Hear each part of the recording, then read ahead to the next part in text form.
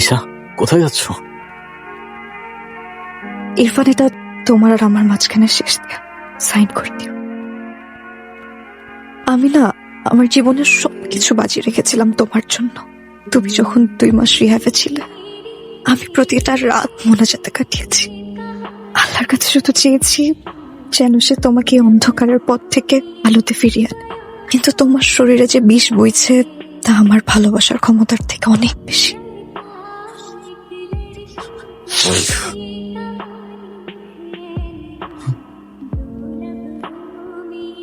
আমি তোমাকে 2টা রাস্তা দেখিয়েছিলাম, একদিকে আমি আর আমাদের স্বপ্ন, অন্যদিকে তোমার সেই অন্ধকারের জগৎ যেটাকে তুমি বারবার বেছে নিয়েছো। Isha, Isha, I am sorry. Isha, sorry?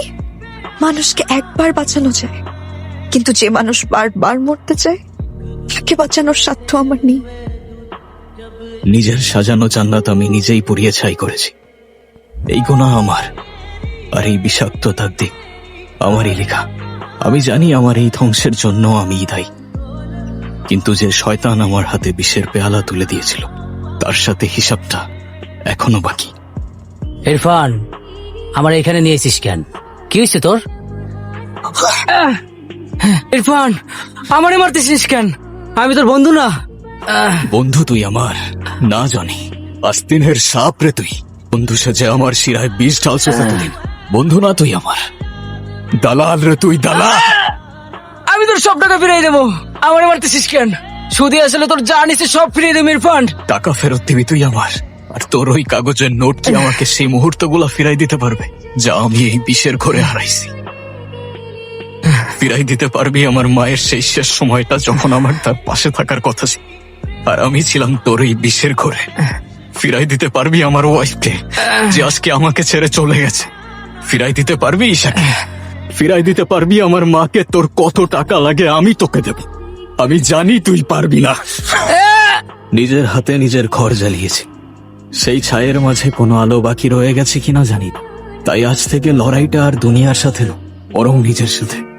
ধ্বংসস্তূপের নিচে চাপা পড়ে থাকা এক মুঠো ছাই থেকে হলেও আমি খুঁজে বের করব আমার হারিয়ে ফেলা অস্তিত্ব। আমি জানতাম তুই ফিরে আসবি। আমি জানতাম যে ওই ছেলে তোর যোগ্য না। ভাঙা কাজ দিয়ে কখনো ঘর করা যায় না। তুই চিন্তা করিস না মা, তোর বাবা সব সামলে নেবে। আয় ভেতরে আয় মা, আয়। একটা কথা আজ অব্দি বুঝতে পারলাম না, তোর মতো হাসি খুশি একটা ছেলে কিভাবে এই নেশার চক্রে পড়লো রে নানু ভাই? এরকম তো কিছু ছিল না নানু ভাই, সবকিছু বসন্তের বাতাসের মতো রঙিন ছিল। কিরে ইরফান, যার ছায়ার পিছু পিছু 4 বছর ঘুরঘুর করলি, গ্রাজুয়েশন শেষে এসে ওরই আংটি দিবি তুই? তোর তো কলেজ অনেক বড় হয়ে গেছে রে ভাই। কাহিনী কি? আরে জনি, ওরে দিয়ে কিচ্ছু হবে না। একই ডিপার্টমেন্ট, একই সেকশনে পড়ে, কিন্তু আজ পর্যন্ত কোনোদিন হাই অব্দি বলতে পারে না। আর ও কিনা দিবে রিং। শোন, তোর জন্য আমার কাছে একটা জিনিস আছে। এই নে, এটা ট্রাই কর। প্রথমে এটা খুলবি, তারপর ঢালবি। শুধু এতটুকুই, তোর কনফিডেন্স হাই করে দেবে। এইভাবে নাকে ধরবি, তারপর একটা নে ভিতরে। তখন তুই আর ইরফান থাকবি না, সুপারম্যান হয়ে যাবি। এই নে, ট্রাই কর। ভাই, এসবের কোনো দরকার নাই, স্বাস্থ্যের জন্য কিন্তু খুবই এই, খারাপ। বেশি বুঝোস? আমি খাই না, স্বাস্থ্যের জন্য ভালো না মানে? তুই খাইলে আজাইরা হবে কথা না বলিস কেন? আমি জানি না হ্যাঁ? এটা কি। I love you. মানে?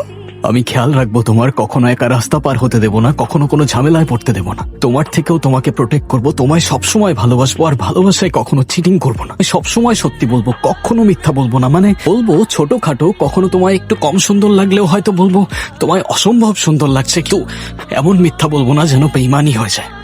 So will you marry me? এই কথা বলতে তোমার 4 বছর সময় লেগে গেল। তুমি কি ভাবছো আমি কিছুই বুঝতাম না? পেছনের বেঞ্চ থেকে আমাকে কে পাহারা দিচ্ছে সেটা আমি ঠিকই বুঝতাম, এই জন্যই এতদিন ওয়েট করছি। হ্যাঁ হ্যাঁ, আবার কি?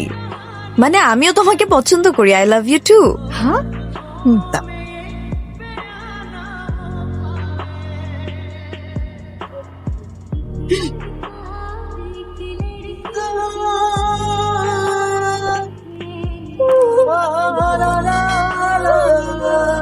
সবই তো ঠিক ছিল, এরপর কি হলো নানু ভাই?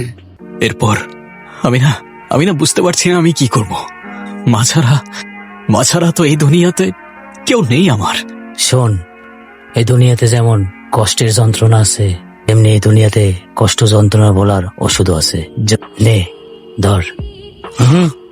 সমুদ্রের ওপার থেকে আসা ইম্পোর্টের জিনিস, একটা প্যাকেটে 5,000 টাকা হয়ে যাবে, ফ্রিতে দিতে পারবো না। আচ্ছা 1 2 3 4 5 তুই পুরোটাই রাখ। দে দে।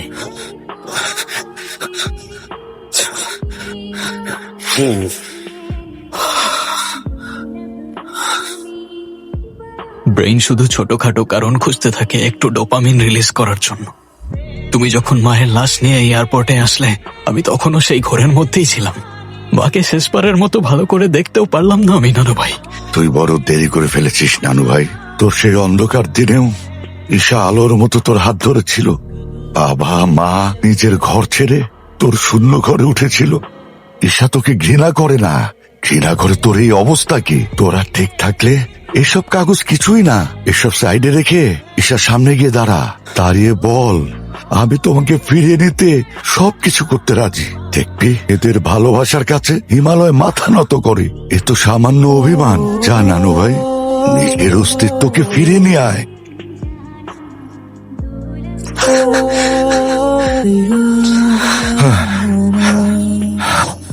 কেমন আছো তুমি? ওখানে সব ঠিক আছে তো? আর সবাই ভালো তো আছে না? আছি, আল্লাহ যেমন রেখেছে। আর আমার খবর জেনে তুমি কি করবে? আমি সবকিছু ঠিক করতে চাই ঈশা। ঠিক আগের মতো শেষবারের মতো কথা দিচ্ছি তোমাকে। আমাকে শেষবারের মতো একটাবার বিশ্বাস করে দেখো না প্লিজ।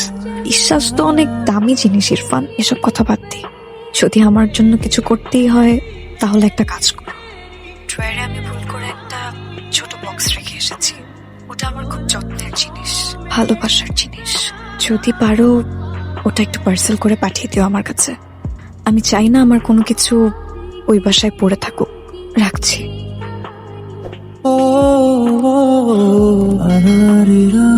হারিস, ইরফান কেমন আছো বাবা? আচ্ছা তুই কেমন মেয়ে বলতো, একটু জানাবি না? বিয়ের পর ও এই প্রথম আসলো। আমি একটু কেমন আছো তুমি? এই তো আলহামদুলিল্লাহ মা, আপনি কেমন আছেন? বিয়ের পর একদিনও তুমি তোমার মায়ের খবর নিয়েছো? বসো বসো বসো বসো। মা থাক না এসো। থাকবে কেন? আশ্চর্য, ওর কি এই বাসায় আসতে কারো পারমিশন নিতে হবে নাকি?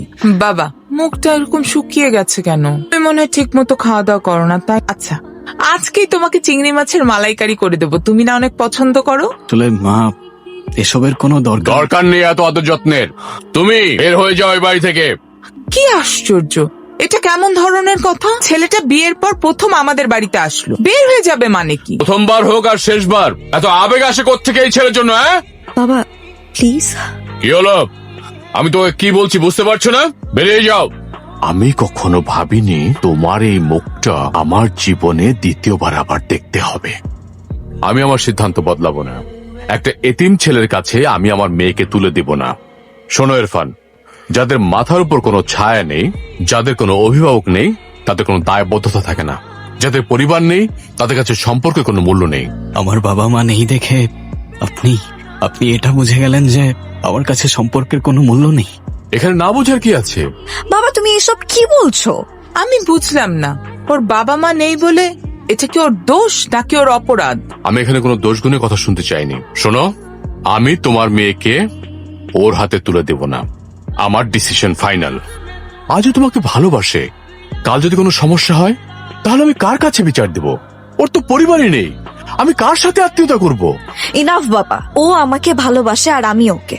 আমার জন্য না এটাই যথেষ্ট। আমি চেয়েছিলাম তোমাদের ভালোবাসা নিয়ে আমার নতুন জীবনটা শুরু করব, কিন্তু তুমি আর সেটা হতে দিলে কোথায়? তোমার এই বিয়েতে মত থাকুক আর না থাকুক, আমি ইরফানকেই বিয়ে করব, আজই বিয়ে করব। ইরফান তুমি একটু বাইরে গিয়ে ওয়েট করো, আমি আসছি।